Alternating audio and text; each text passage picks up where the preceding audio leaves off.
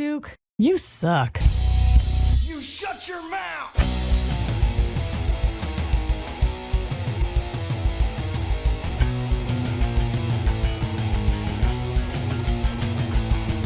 Welcome to the Duke You Suck podcast. And now, Duke Durango. Hi, everybody. Welcome to the Duke You Suck podcast.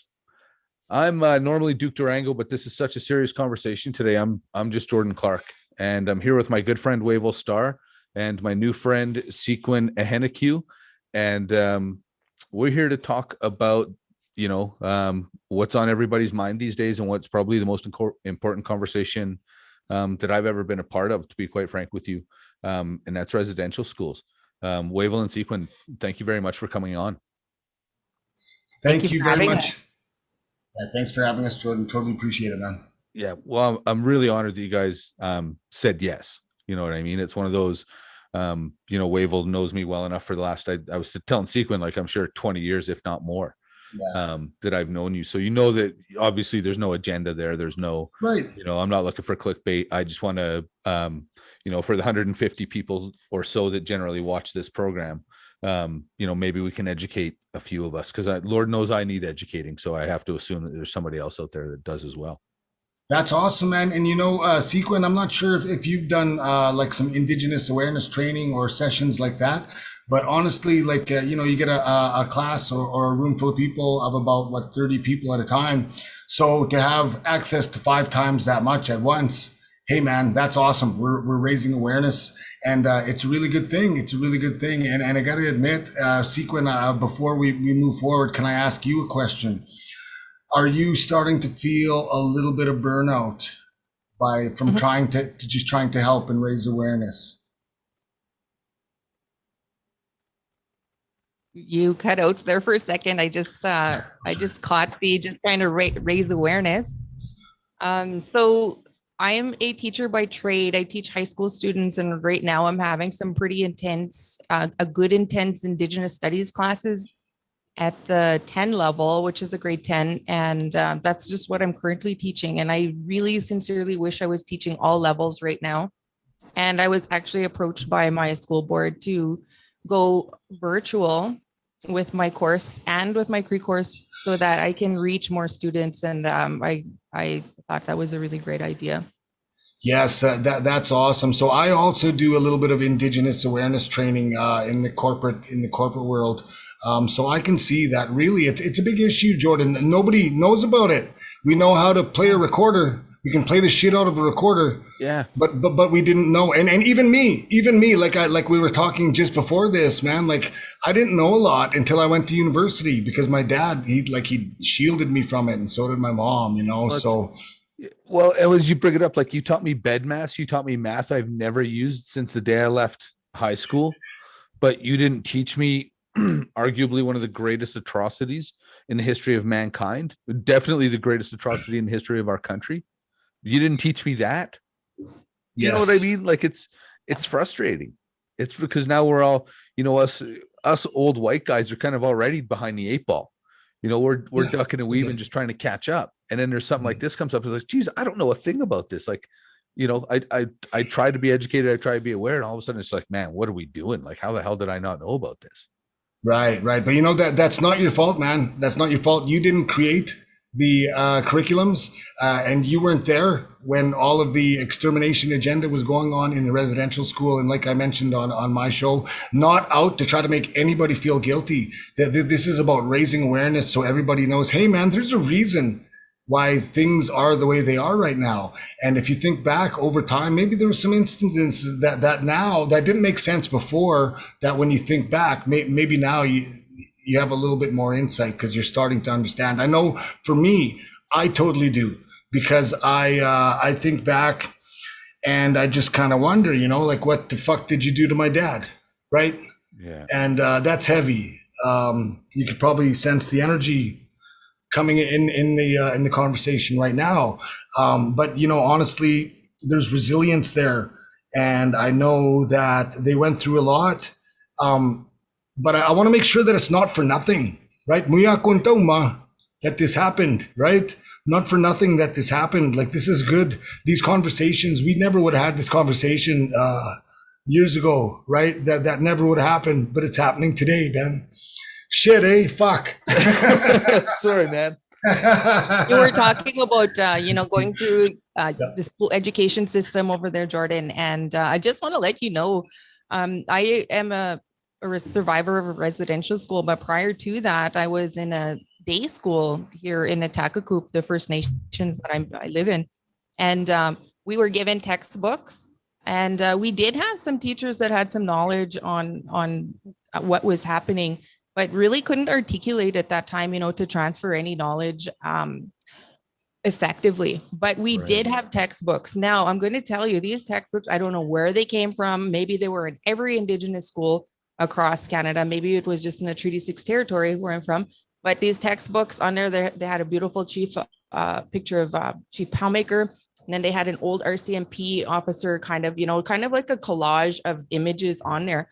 But strategically placed was the gun of that officer, and it kind of blowing up the Indian. It was, I have this book. Really? And I kid you not. And these images, they were subliminal to us. And I remember being in like grade 6, looking at the cover of this textbook on an Indian reserve in my Indian school.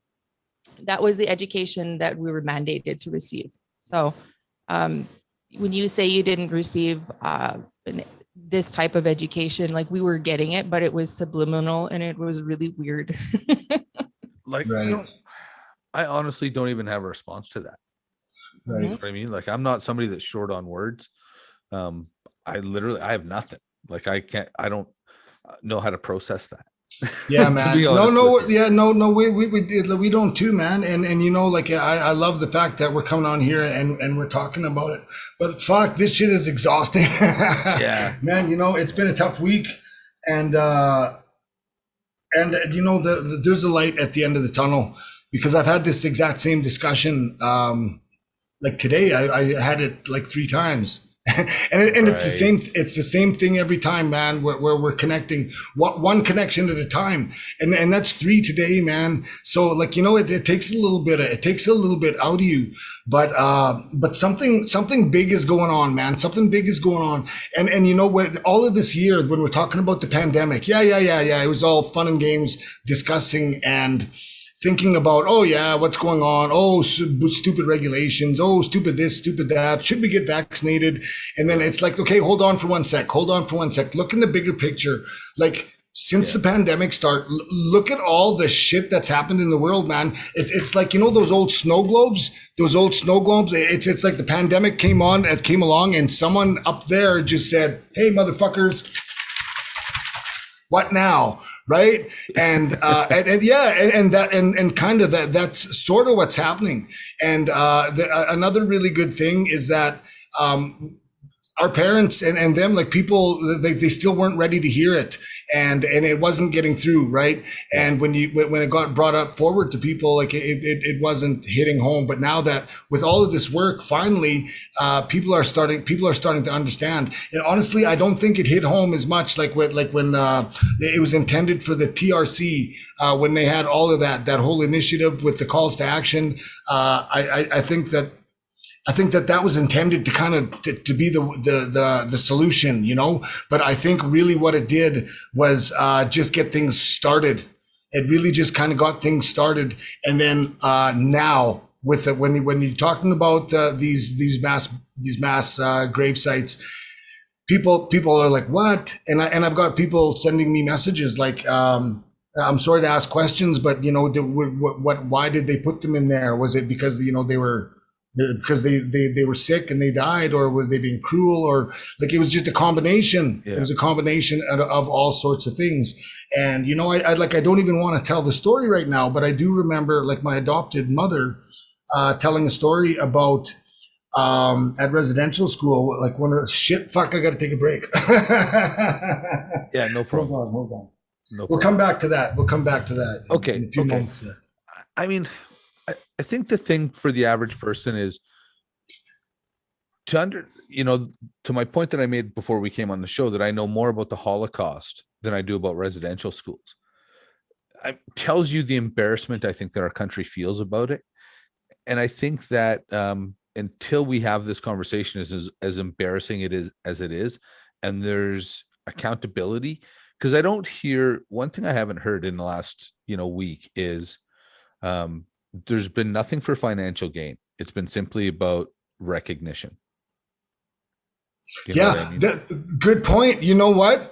That is an incredible point, because like I'm not even like normally you would like, this is class action lawsuit sort of stuff, right? Yeah, that's not even on anyone's mind right now. And to right be now, honest, I mean, my until I really got to know, say, you and Morris Nepus as well as I do, I'm a city kid that wasn't really exposed to Native culture. So for me, right. the unfortunately, most of the stereotypes prevailed until, right. I knew a kid called Corey Pelche that I knew pretty well in grade 8. But then, we moved apart, and that was that. You know what I mean? So then I met you guys, and it's like, okay, these stereotypes, they're out there, but these guys don't fit that. Right. You know what I mean? But yeah. There simply wasn't enough education. There simply wasn't enough of a conversation. And it's unfortunate that I'm 48 years old and I'm bewildered by what our government has done to our brothers and sisters.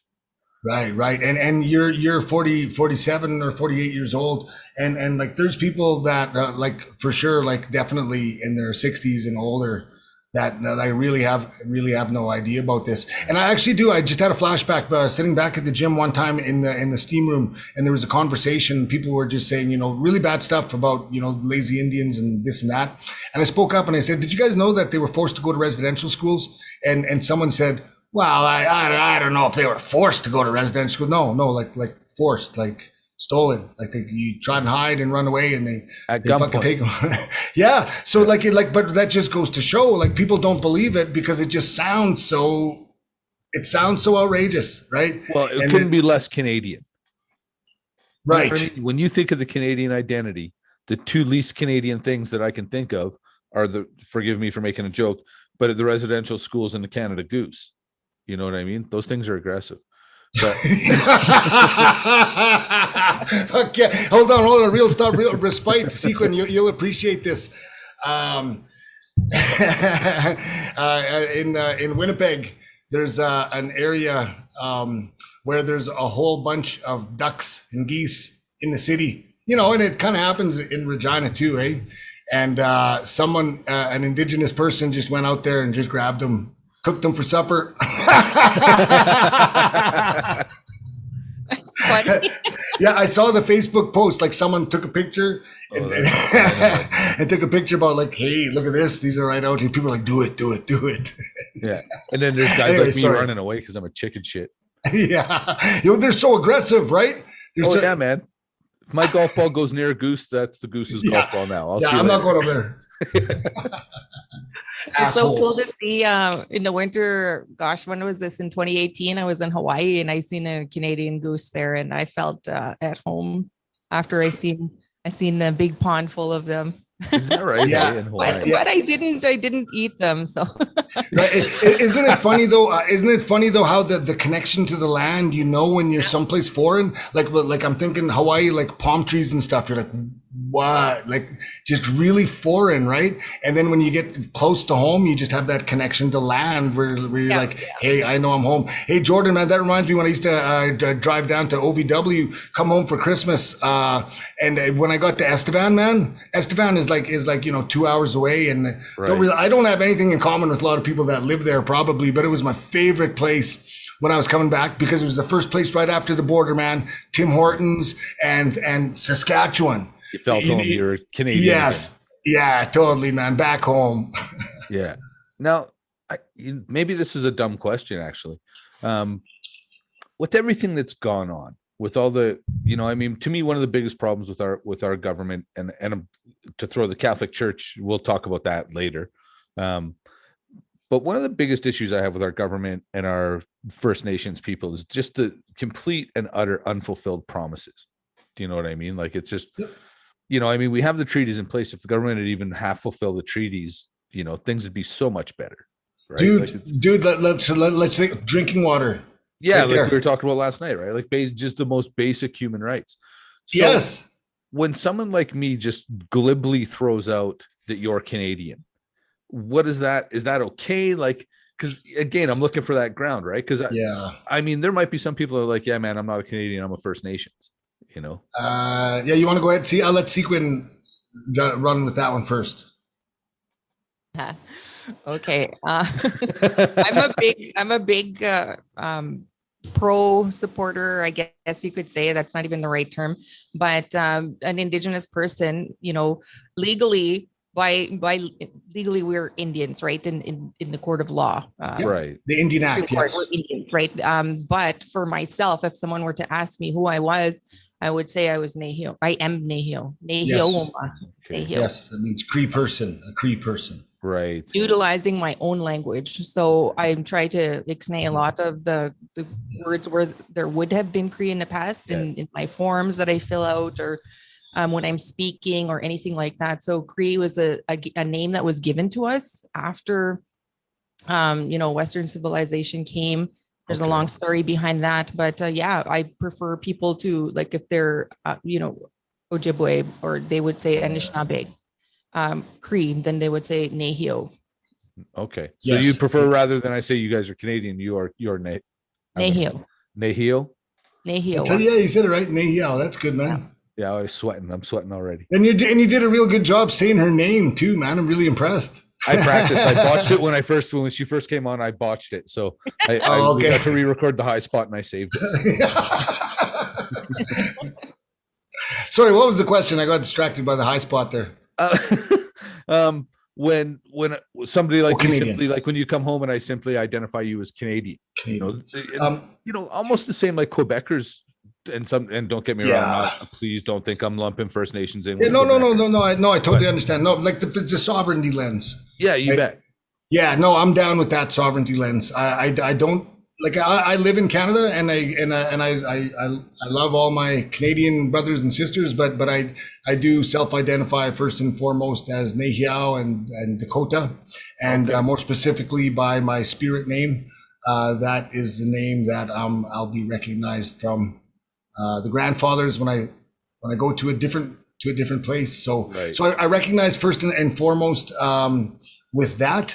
But I do live in Canada, and I'm all about collaborating and getting together and moving forward together. I do not vote in federal elections as of yet, and I'll say as of yet because from my early teachings, they were like, to not vote, like to 100% do not participate because you're self-identifying as a Canadian, and by doing that, you're kind of leaving your Indianness, your Nehiyawness, your what would be the word?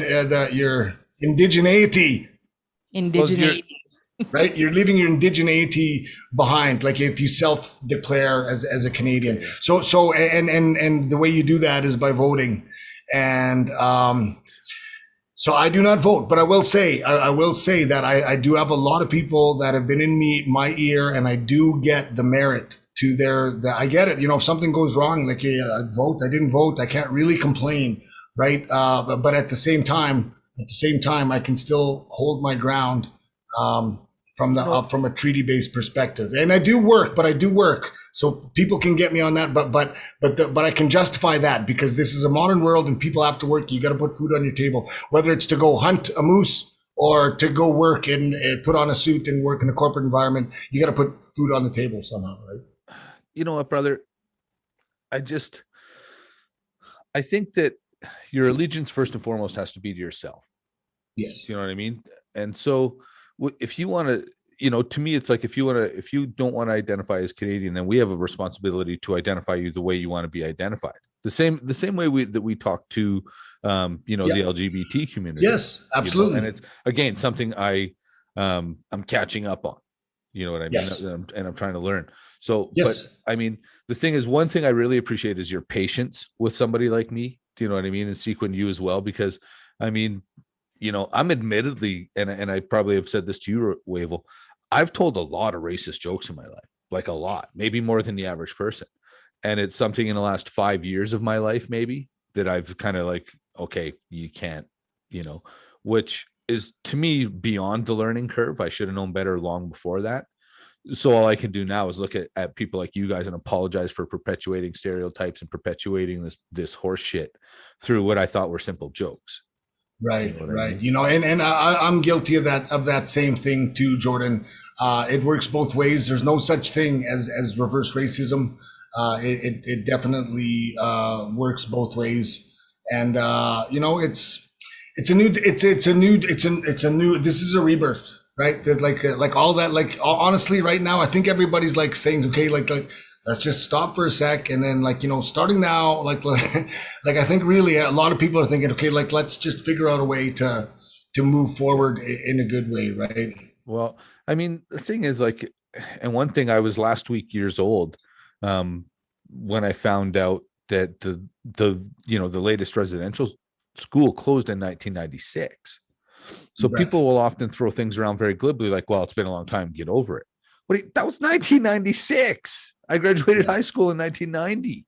Right. You know what I right, mean? Like, right. in Sekwun says, she was the victim, she's a survivor of a residential school. And I mean, Sekwun, would you be willing to speak on your experience at all with your time at the residential school?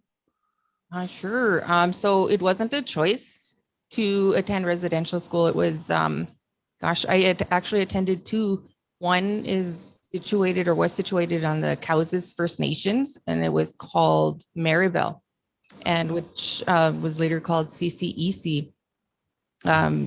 Hey, I know history. Hey. Yes. So my house burnt down in Attackcoop. I was on the Power Trail, and it's, I don't know, it's kind of like when you're in a wrestling circuit or whatever. Yeah. You're You're on in the the Power road. Trail in the summer, you're on the road. And then Yeah. when we came back to start school in the fall, our house had burnt down. So, you know, when you're living on a reserve, you don't, like, houses out here, you don't get them like right away. It's not like it's difficult, right? Right. So then we had to go to the Indian residential school in Maryville. And then from there, we went to LeBret, which became known as Capel Indian Residential School. Residential School. And then when I left, it was called White Calf Collegiate. Yes. Mhm. Yeah, so White Calf Collegiate, being from Star Blanket, so LeBret is actually on Star Blanket land, my First Nation. Okay. And so they had changed it to White Calf because Wapimustasis was his name. He was the one of the leaders from the Star Blanket area. Mhm. I can't remember. I do know one of them signed treaty. It wasn't Star Blanket that signed treaty. I believe it was White Calf. I should know this off the top of my head, but you know, so much other stuff has been processing through here within the last like number of years that it's man. like, Well, come on. Just because you're First Nations doesn't mean you should know every single thing about First Nations history. I mean, it would Thank be you. nice if you could, but I mean, come on, bro. Like, I barely get out of the house every day with my shoes tied up.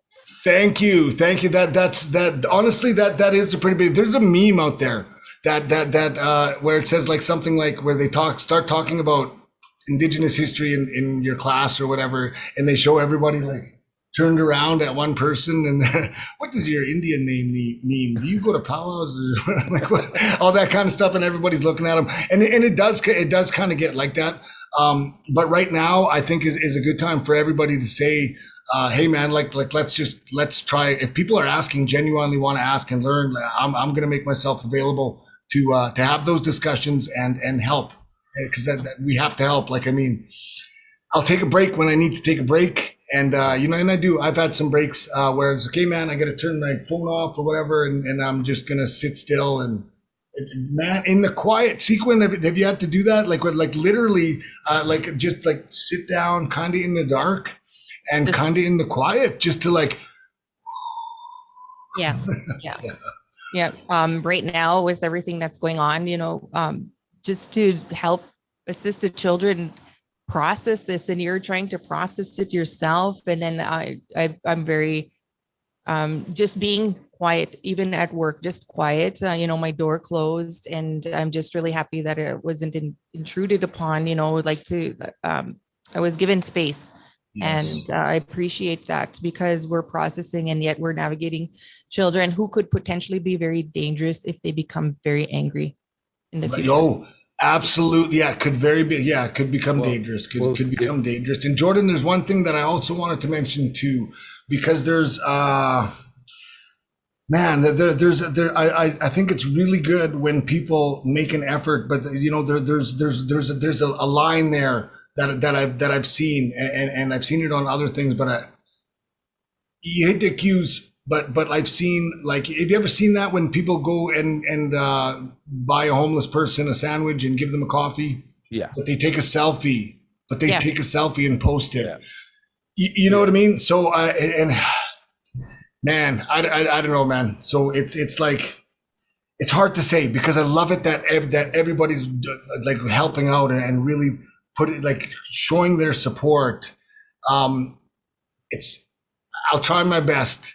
To not, because there was a couple energies that I looked towards, and I was like, Right. That looks a little bit like trying to get yourself over, as opposed to trying to support.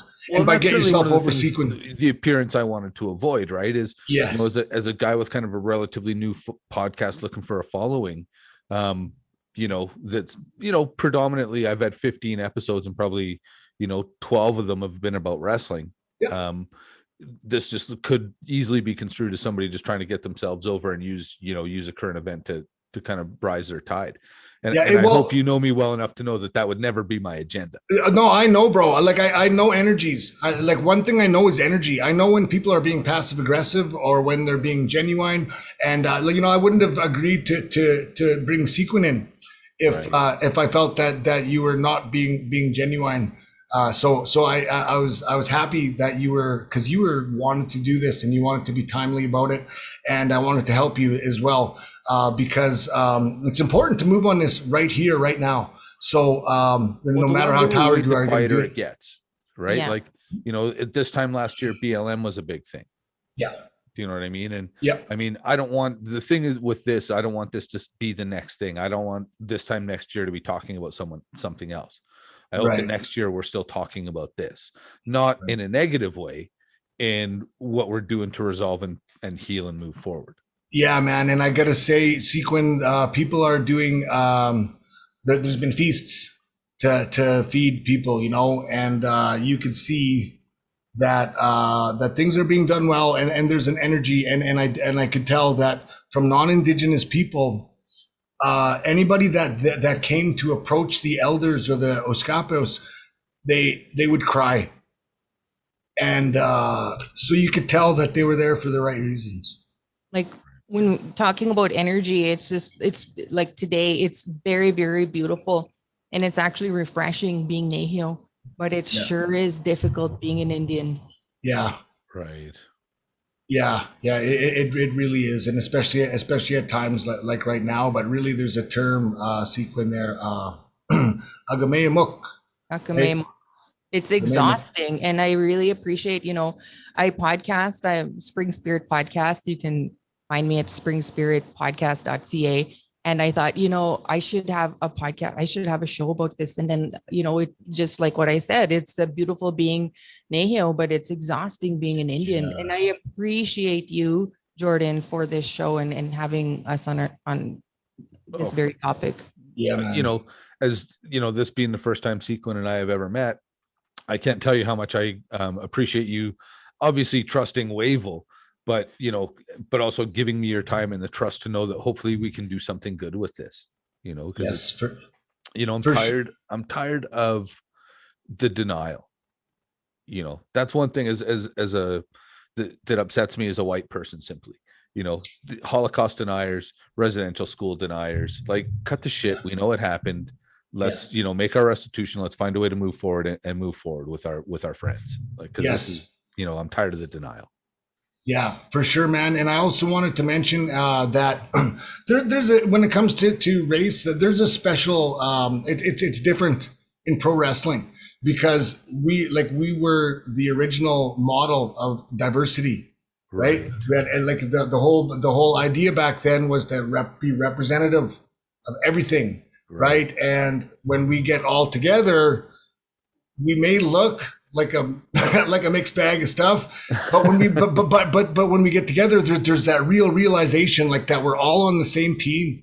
And I never ever felt in wrestling that any of us, regardless of what we said to each other, because I said some pretty stiff stuff to you too.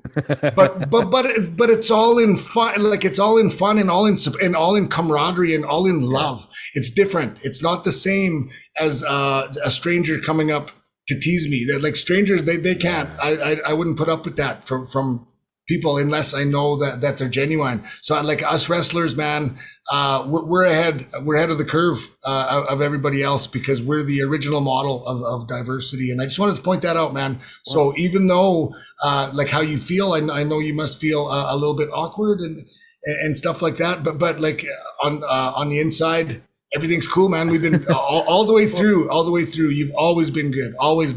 You know what, man? The truth is I just feel shitty.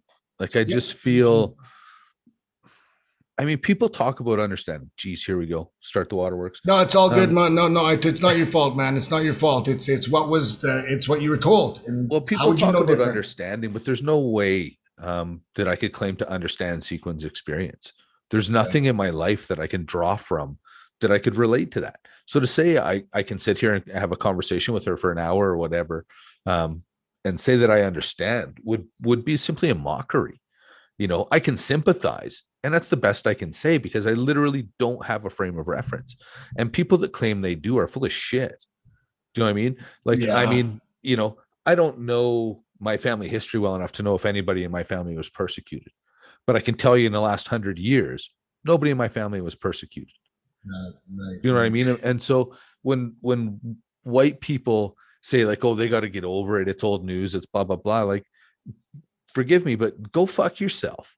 Like, this was 1996 was 30 years ago. Yeah. Right. Like, that's not that attitude is no longer acceptable. And we have to, you know, and I don't care what people say about me or how I feel, but we now have a moral obligation to search all of these sites and bring all of these children home one way or another. I know we won't be able to identify all these children, but we've got to bring them home. We've got to give them proper respect. Yes, that's going to happen. That's going to happen. There's no way that they can't now. And I just want to let everybody know to prepare for the worst. We know we just got to wait for the word, man. So prepare. Actually, Red Thunder, Sekwun, we did a podcast last night and we talked a little bit about this.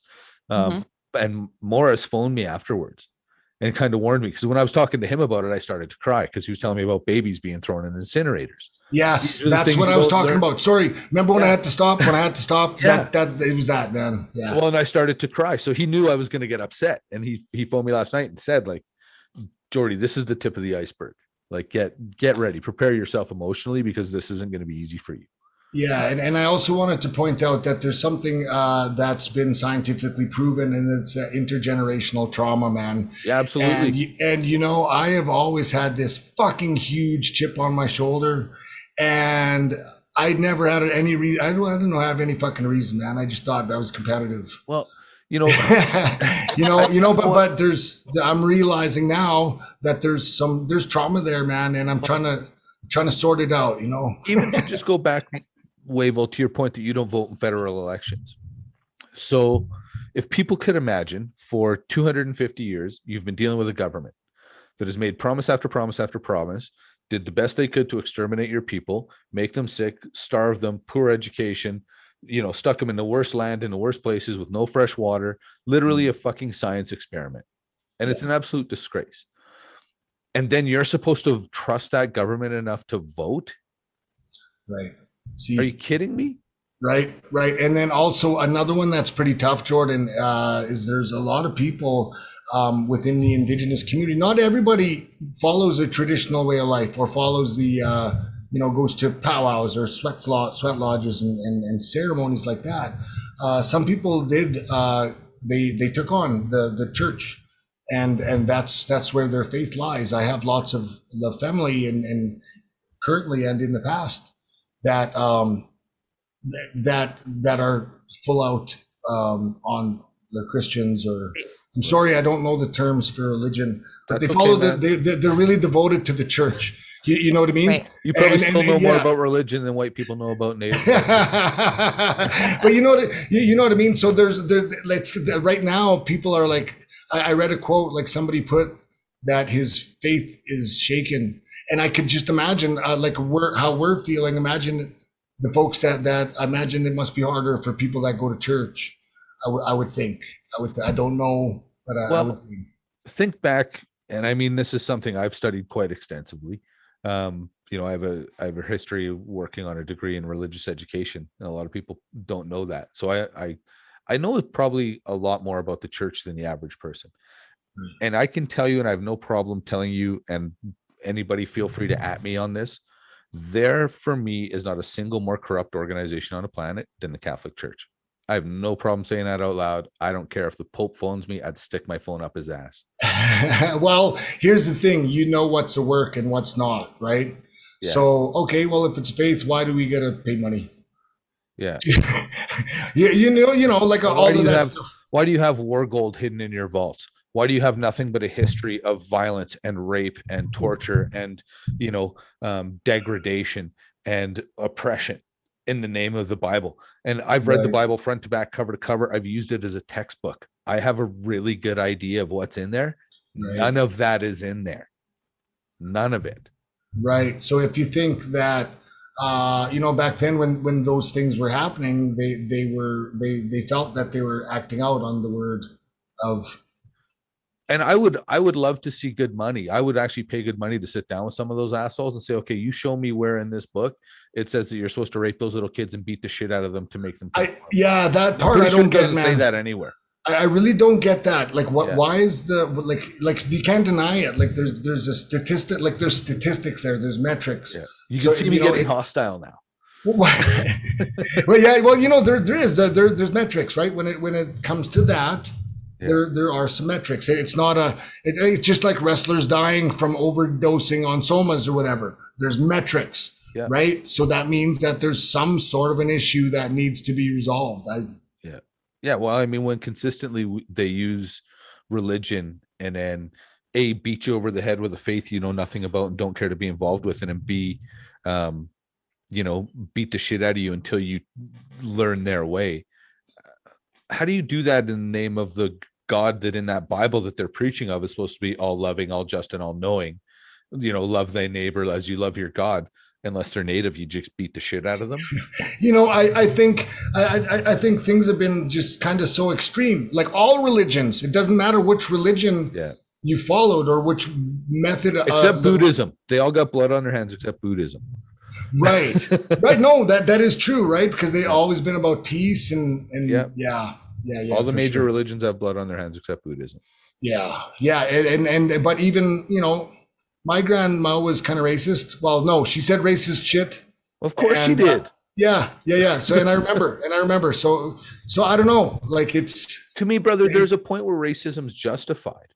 Right. You know what I mean? Right. Well, maybe not outright racism. I guess maybe having certain prejudices. Right. To me, there's that. To me, Sekwun, please correct me if I'm wrong. Tell me how you feel about this. But that to me is a justifiable prejudice. Does that make sense? The answer is no. If you kick a dog, but I get what you mean. Life, and please don't think I'm comparing you people to a dog. But if I kick a dog its whole life, eventually the dog's going to start biting me. Is that the dog's fault or mine? I think when you would, this is just what I personally feel. The largest living organism in the world is a quaking aspen. You have one quaking aspen in one part of the world, and it's directly connected through its root system to another.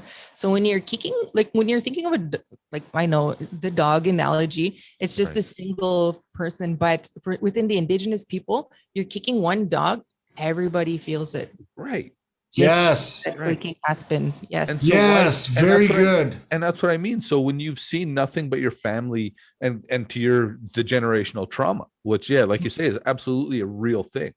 And people think that we're going to get over this tomorrow. No, it took generations to get where we're at today. It's going to take generations for us to fix this. Right. We all want quick action, but the way our fucking government works, forgive my language, quick action isn't a thing. It's a system. It's a system, man. Very lethargic. Hey, what's going on up in your reservation? Well, we could use some fresh drinking water. Cool story. There's going to be a truck coming out tomorrow with a pipe on it. We're going to run a pipeline from this place. We're going to get you some fresh drinking water. Right. What next? Right? Like, I don't understand why it's not that simple. No, me neither. Seriously, a lot of people don't understand, right? Like, yeah, I'm just a dumb wrestler, dumb parts guy, but it seems really simple.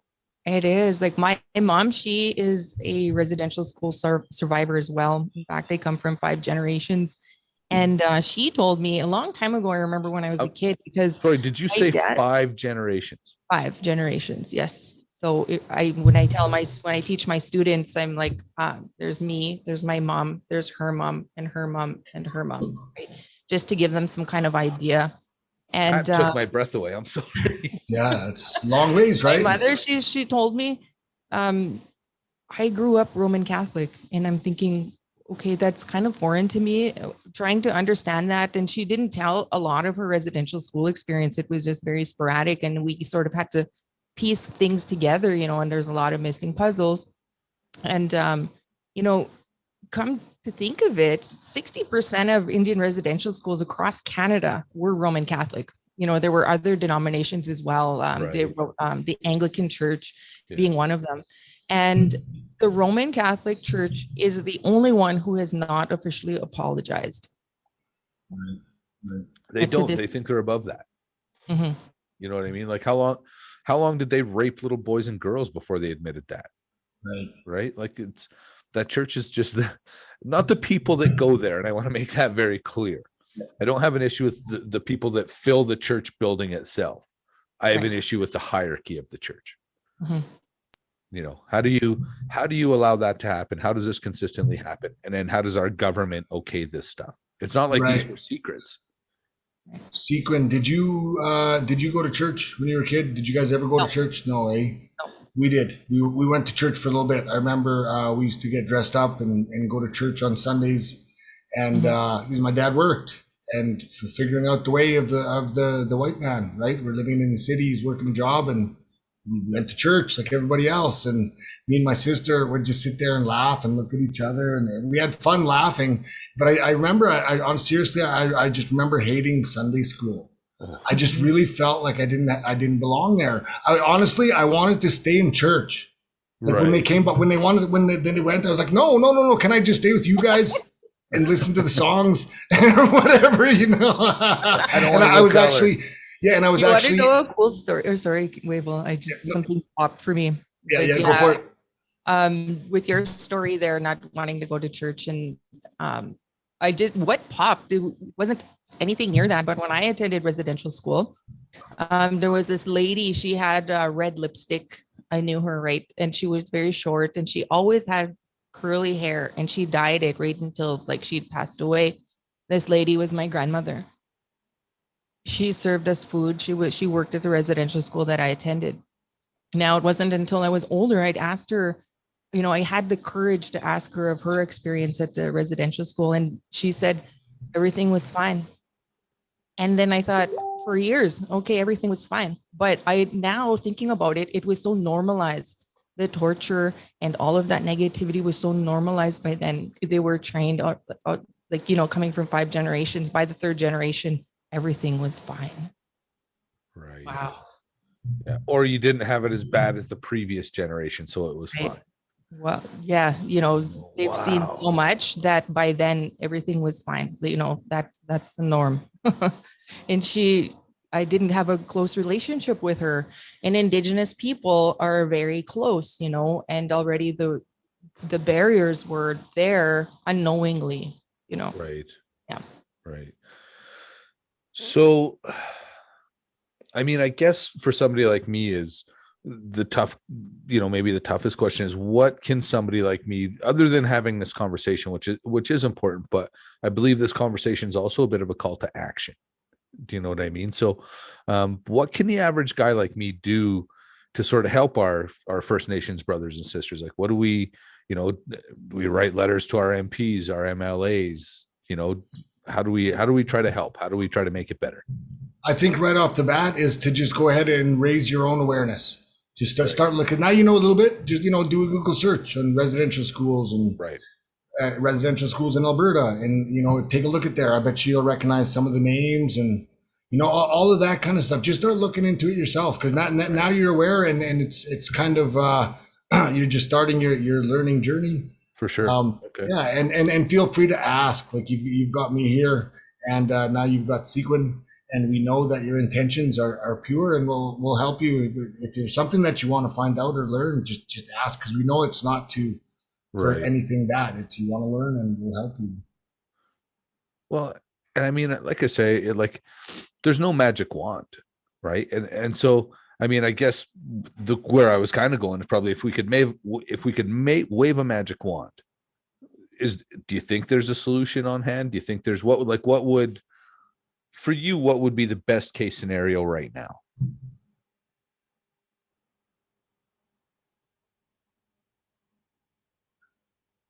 Sekwun, what do you got over there? You're pondering this one heavily. I am, because I am in It's a big education. question, really.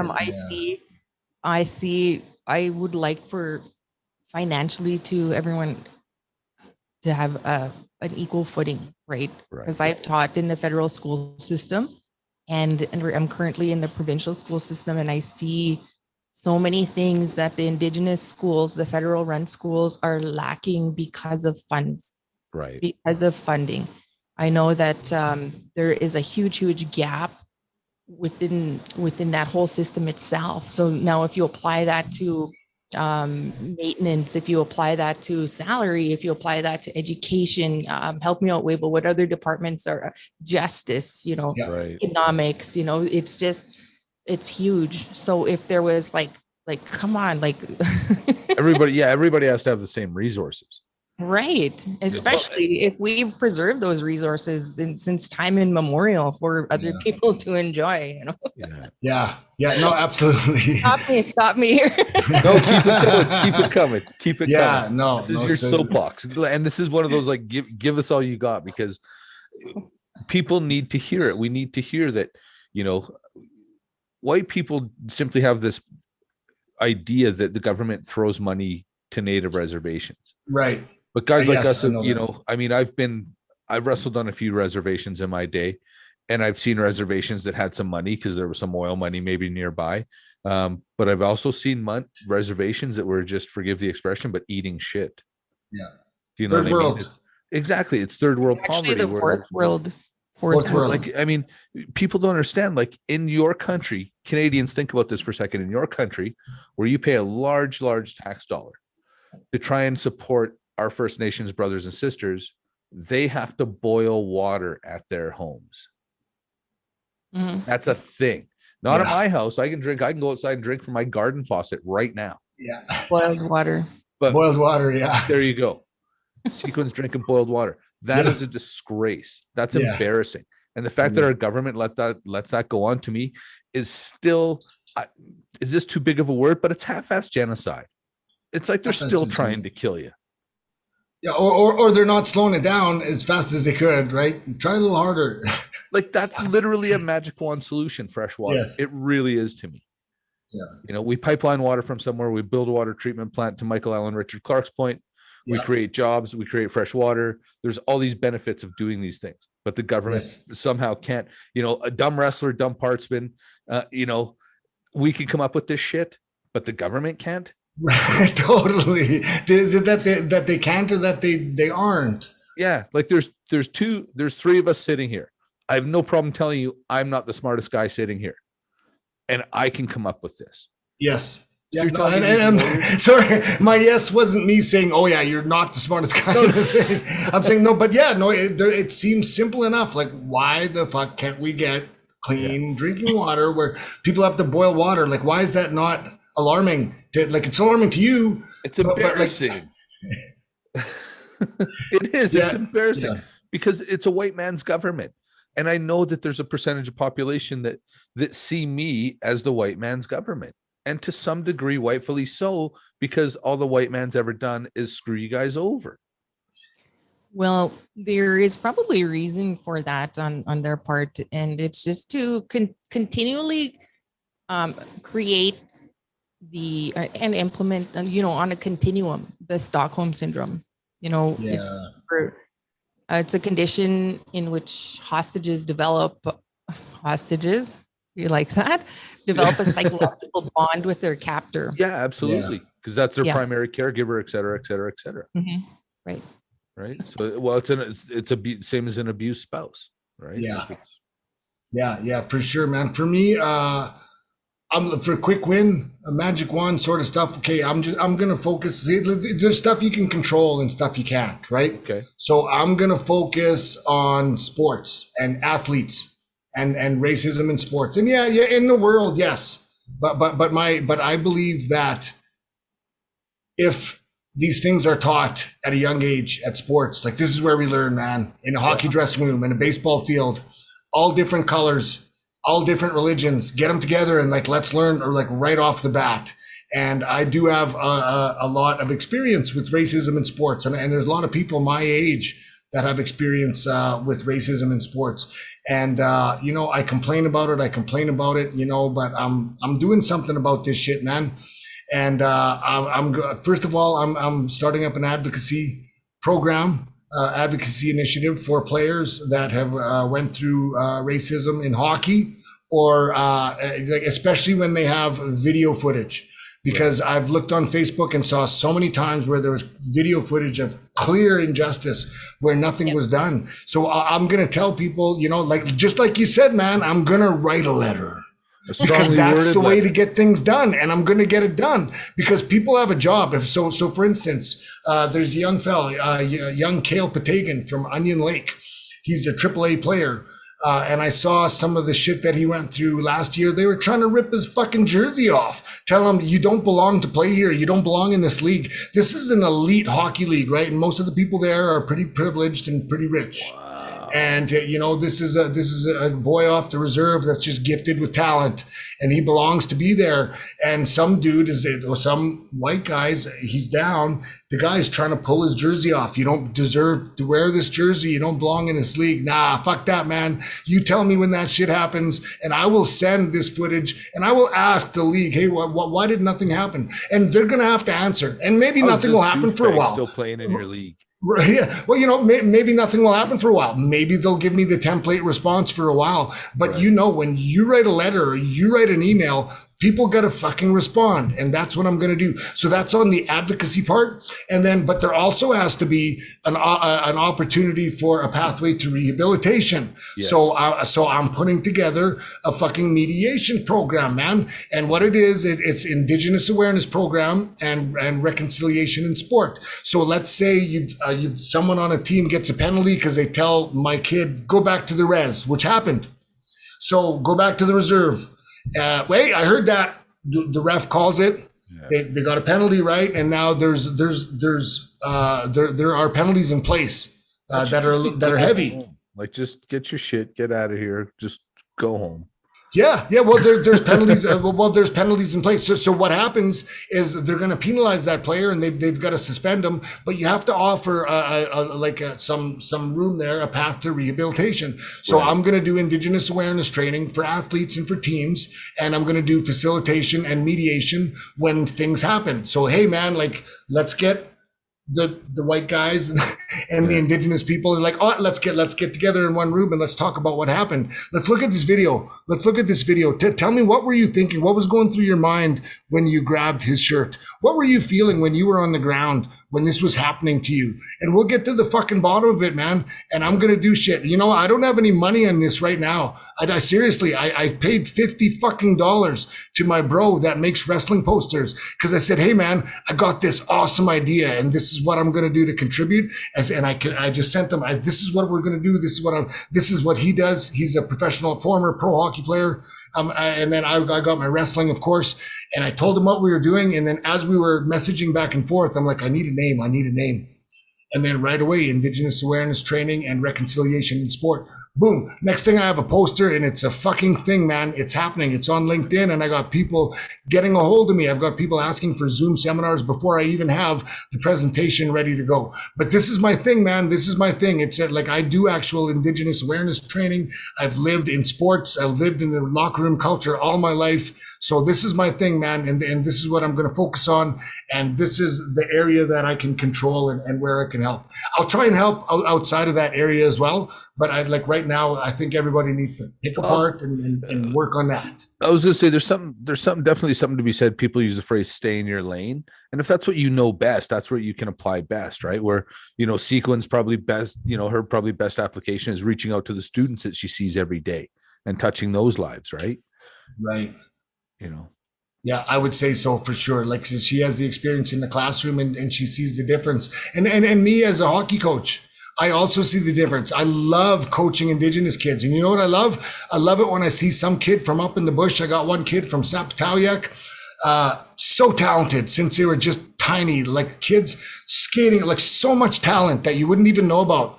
And then, but then you see that sometimes, he's got a temper, got a penalty, and he like takes his stick and he two hands it against her and the boards. That's the kid that I want. That's the kid that I want because man, I get that shit. Come talk to me. Let's talk. He's hungry. Yeah, man. Totally. Yeah, no, I get that. So Sekwun, going back to your point, being an educator, being on the ground level, how many, and again, now being in the provincial system, what would you say the opportunities are even to move on to post-secondary education to kind of start breaking some of these cycles, right?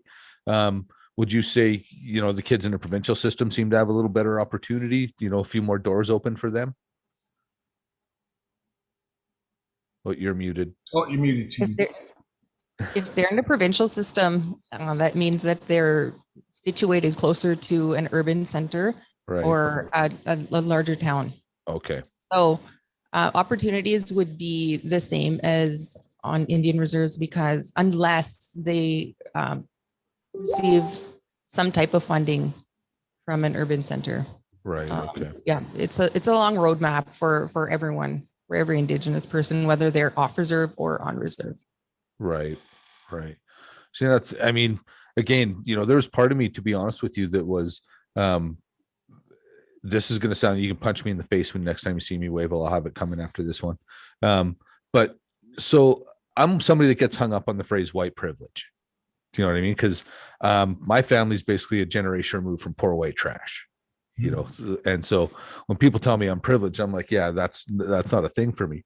And so I graduated high school in 1990 when politically correct was first becoming a thing.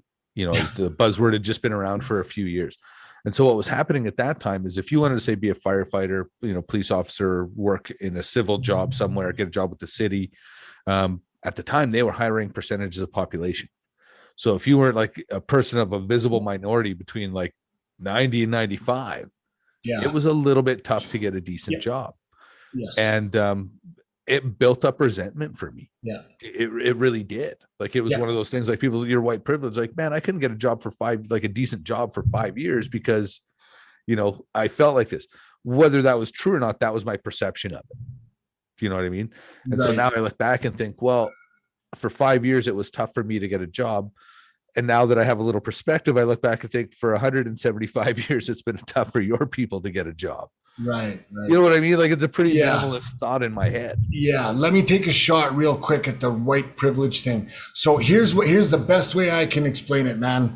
So the fact that you were unaware and were able to live your whole life without being aware of residential schools, like that's a lot of shit that you didn't have to live with. So that would be an example. It's a pretty glaring example, actually. Right. So like you didn't even know it. So it's like you don't even know that you're privileged. Yeah. Right. Well, to my own comment earlier, I have no experience that could prepare me for what you guys know. Right. So that would be my best example of what the privileges, the privileges that you went your life not knowing this, and now that you know it, it's heavy on you, man. Yeah. Right. And we had to live with that and the repercussions. But here's the thing, man. I appreciate you breaking that down for me because no one's ever been able to explain it to me. I've just heard, you're white privilege. Well, I don't get it. Like, I don't feel that. But again, because I've never had to think about my race has never been a thing. Like, I never had a racist comment thrown at me until I was a bouncer. Right. You know what I mean? And a black guy was calling me stuff. He was calling me like cracker and a honky. And I actually didn't know what any of it meant. And I was laughing. So at no point did I take offense to anything he said to me because I literally had no idea what he was saying. But Yeah, now I know what a honky and a cracker were. I would be, if you call me a honky and a cracker now, I will be a little bit offended. Right. You know, I got called like a Paiute before. I was like, what the fuck is a Paiute? I don't even know what that is. Oh, okay. and another one that the boys were talking about recently with that, like I didn't really understand it either. It was the wagon burner. Like I don't like what the fuck? I don't get it. Wagon burner. And then one thing that I was called in a football game was a spear chucker. I was like, what? I thought spear chucker. See, don't you hate shitty racists? Right? Yeah. Like, at least be accurate. Yeah, exactly. Like there's nothing bugs me that somebody looks at somebody like I have a friend who's he's an East Indian guy, and he got in a cab in LA, and the cab driver was white and thought he was black, and starts going off about East Indian guys. Right. Yeah. If you're gonna be a racist, at least know who you're being racist against. Like, apply yourself, you piece of shit. Yeah, man. You know, I could say that too. Like I've had buddies that I like friends with that just, like you when you see them, you say hi and you feel great to see them. And hey, man, let's go for whatever. We'll go out, hang out, whatever. So you do that, and then when you get hanging out, and then like they accidentally say, like they'll say something. Oh, we got to check that fucking Indian over there. Oh shit, man, I'm sorry. And like the dude caught himself like 3 times. Oh, yeah, man. He was like, shit, man, I'm sorry. And he totally it was glaring to him, right? And then that he really made an effort to slow down after that, because he was aware that it was normal. In like if I wasn't there, that shit was normal, right? Yeah. Well, and that's one of those things I became painfully aware of a few years ago, maybe, I guess, thanks to the old Joe Rogan podcast, past, middle white guys, Oprah Winfrey. And that is, you start to realize where all these little nooks and crannies of racism are.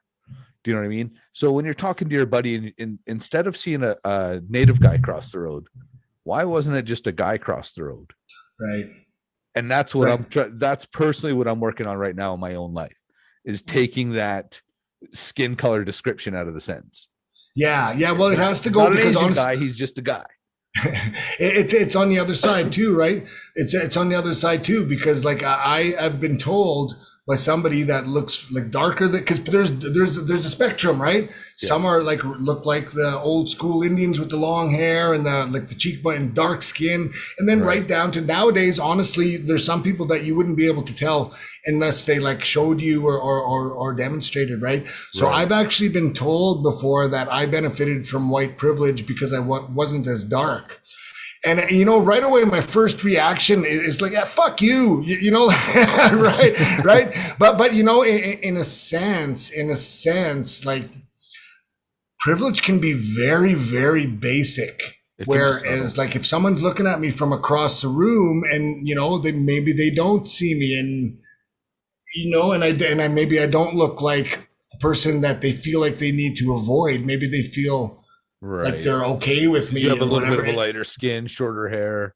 Yes, exactly. So maybe it's easier to bridge with him as opposed to that other guy over there, right? So that's a tough one, and because it's not fair. Like I didn't ask to look like this, but I still have to go through the racism that like this residential school bullshit and all that, but getting a little bit back from my own side, because, hey man, you don't have it as bad as us because you're not as dark as me. Right. So it's like, come on. Has that been your experience as well, Sekwun? Have you experienced that kind of thing? Yeah, I'm kind of in a Wavell category there. But then when I go around with my partner, he looks very Nahio. And I know we were at a restaurant the other day and he was like, why are you always so mad? And I said, I'm not mad. I'm very assertive. I said, I noticed that we got served last and we got put in this shitty table. Yeah. We got put right by the kitchen. Yeah. And, they left us. And I said, my food is cold. And he said, that's okay. And I said, no, it's not. It's not. So, yeah. So it's 100% not okay. Yes. I'm always standing up, and I'm trying to be as eloquent as I can at each instance. But there's going to be one day when Sekwun's just not playing. Yeah, no, I'm the same feel thing. The wrath. Yeah, no, I'm the same thing. Like seriously, like I don't because maybe I have guilty feelings for not standing up for the shit in the past. Whereas now when I see shit that's wrong, like I'm gonna call people out on it. Like whereas Jen, hey man, that's not right. That's not right. And it causes a lot of discomfort is what I'm finding out. It makes people uncomfortable, man. It does, and honestly, it causes me a little bit of anxiety as well because I'm like, oh shit, now they're gonna think I'm an asshole, even though it was right, even though what I was even if I know that my point was 100% valid, there's always gonna be a little bit of that. Oh shit, man, fucking. Yeah, you know what though? I have way too many instances in my life where I should have said something and didn't. Those days are over. The magic wand. I think that's the magic wand we're looking for. Right. You recognize it, say something. Yeah, if you see it, say something, speak up. Yes. Right? Because it's, and I mean, it sounds so cheesy and cliche, but we all bleed red. The bottom line, we all bleed red. And, our government through, a quarter of a century a quarter of a millennia has not lived up to its promises to your people. You know what I mean? Like, as long as we've inhabited this country, our government has lied to and mistreated your people. And I think that time is over now. That shit has to end now. Well, it has to end. But the thing now that's good is like you said, everybody's aware, and I think now people are going to start to realize why there was so much differences, why there was so much polarity, right? There's a reason for this shit. It's not like because all of a sudden one day we just felt like whatever, like acting like this or acting like that, man. There's a reason. It was it was engineered, man. It was all booked. Like, when you go out there and you call it, like there's a match, like you can either do it off the cuff. Total heel booking. Right? Like you can either do it, say, hey man, we're going to go out there and we're just going to do it off the cuff. No. Like this shit is fucking lined up. Like this is a plan, a gradual plan, right? Please tell me, correct me if I'm wrong. This is total hearsay, unresearched.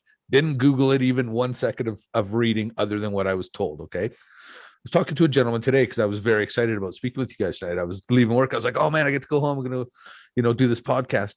And he started telling me about, he goes, the thing about it is what a social experiment it was. Like, one reservation would get better food than the other reservation, and the government would see to it so they could see, and one reservation would get like no food. So they could see the effects of malnutrition on all these people. Yeah. Sekwun. I had no idea that went on. Sekwun sister.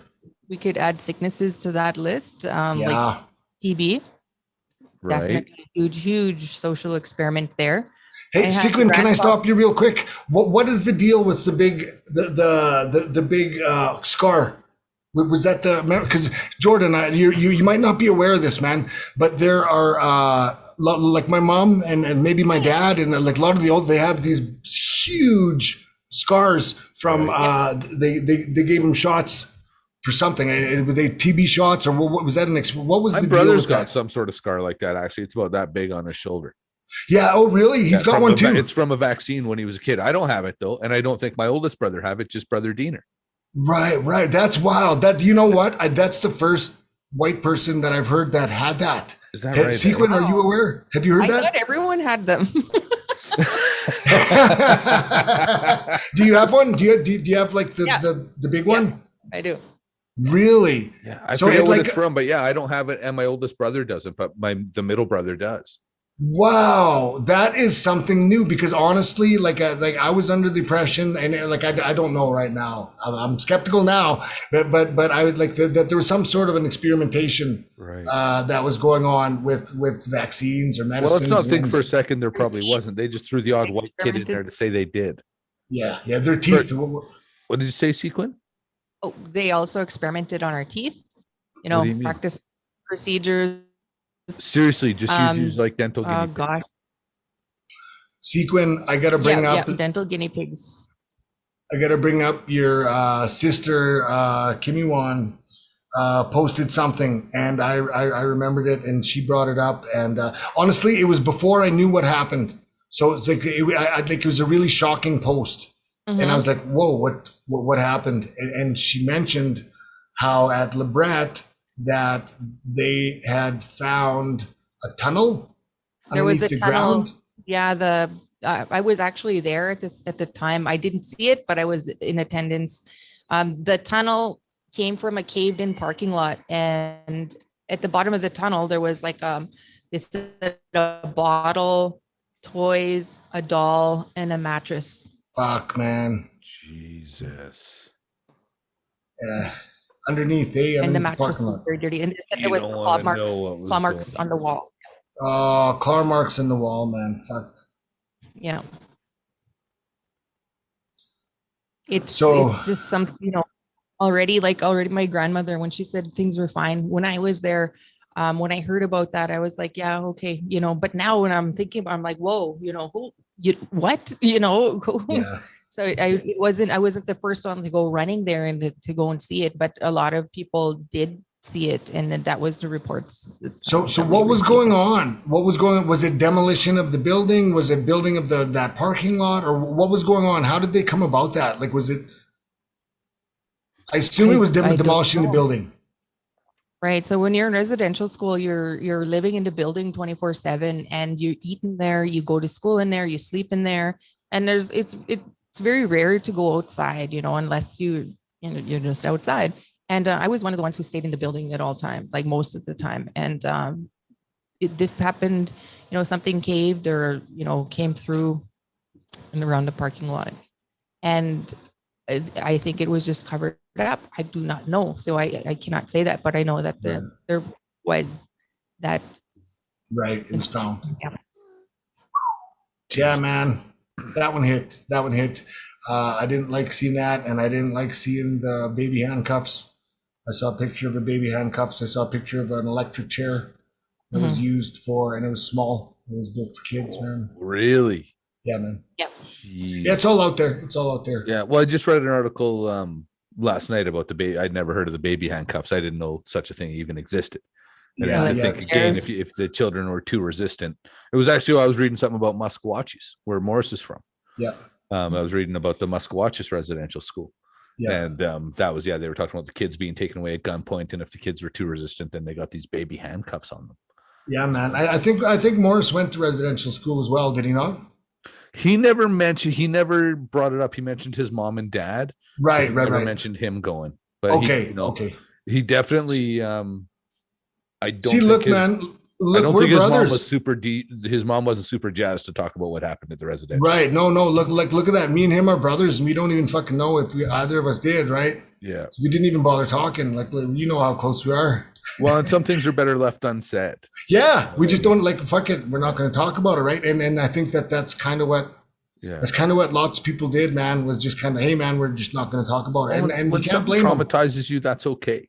Yeah, Right. Like, and I've never said this publicly. I'm saying it publicly for the first time. But when I was a little kid, one of my brother's friends touched me in an inappropriate way.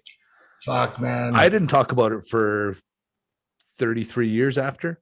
Bro, I'm with you, man. You know what I sorry. mean? Like it was, Fuck. I'm all good, right? It's just one of those Yeah, things. yeah. I know.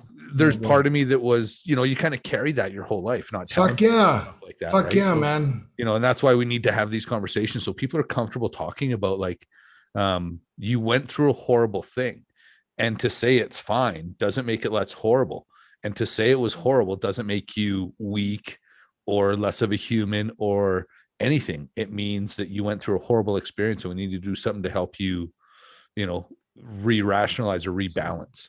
Yeah, man. Jordan, I gotta say, I've been doing these with Indigenous people over the past few. This is the fucking best one.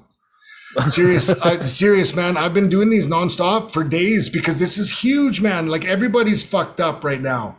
And so we're all getting together and everybody's talking. And seriously, like this has been the best conversation so far on this one, man. I wanna thank you for that. Awesome. It's one of those things I kind of black out when I do these things, to be honest with you. I don't kind of remember what happens until I rewatch it. I know what you mean. But I'm proud to even be part of the conversation, to be honest with you. I mean, that's like I say, with somebody that I respect as much as you, Wavell. We've known each other for a long time and watched each other since we were young in our early 20s. Now I'll be 50s just around the corner. So to see the guy you are now to the young, racing up the highway in that Grand Am with your, doing 90 miles an hour with that long hair on fire.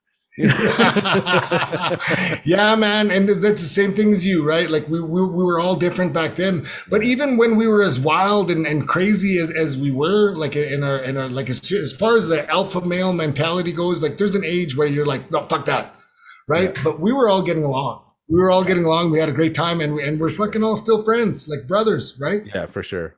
Yeah, Pistol says hi. By the way, I talked to him. Oh my God, how's he doing? Yeah, you tracked him sorry, down. I've been Sekwun. worrying about him. That's okay. That's okay. Yeah, Yeah. He always phones me on his way out of town. So out of town, like where does he go? Out of He's town. a directional driller, man. So he goes all over the place.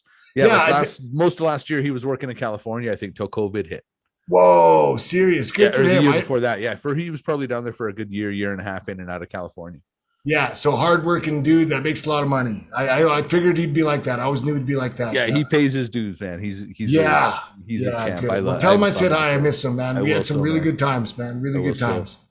I think on that note, guys, I'm gonna let you go. Like say, Wavell, it's heavy, and I'm gonna be honest with you. I need to decompress from this conversation a bit. Sekwun, please talk about what's the name of your podcast again? My podcast is called Spring Spirit Podcast, and you can find it on Spotify or 7 other podcast platforms, springspiritpodcast.ca. All right. And are you on the Insta or the Twitter or any of that business? I am, but time's not on my side there, but I try to follow the 3 times rule. Okay. And, where I'm posting 3 different places 3 times a day. Right. Yeah. Geez, that's busy.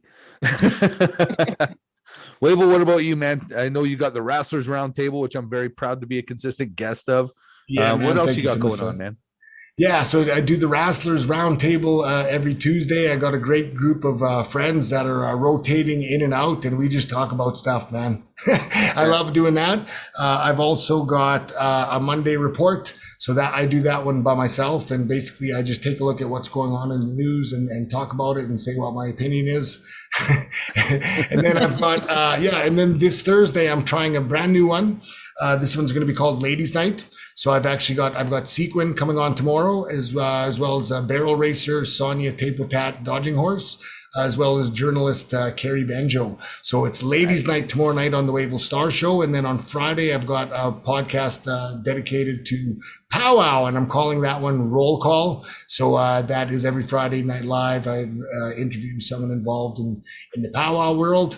And then Sundays, I participate in the Wolves Den podcast. That's with the group, a couple of my buddies, like the same way that you join the Wrestlers Roundtable. Yeah, you bet. I joined the Wolves Den. So I'm doing these pretty much like 4 times a week. Jeez, and honestly, you're busy, man. Holy. Yeah, well, I'm getting a lot of, I get most of my reaction from Facebook.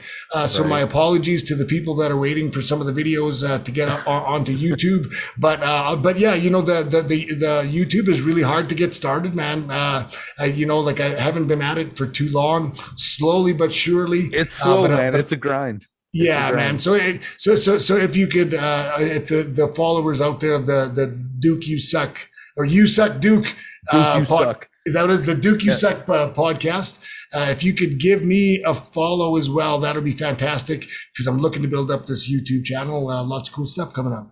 All right on, man. Sekwun, thank you so much for your time again. I really, really appreciate you coming on here, educating me, hopefully educating a few other people. Thank you so much. I really appreciate it. Wavell, I love you, brother. I appreciate you, man. Thanks so much for your time. And you and I will do another episode just talking about wrestling, just talking about the business. Man. Yes, fucking love you, bro. Thanks for having me on. I'm glad that we did this. Thank you, Sekwun. I love you as well. Love you too. Thank you so much, guys. Yes, take care, guys.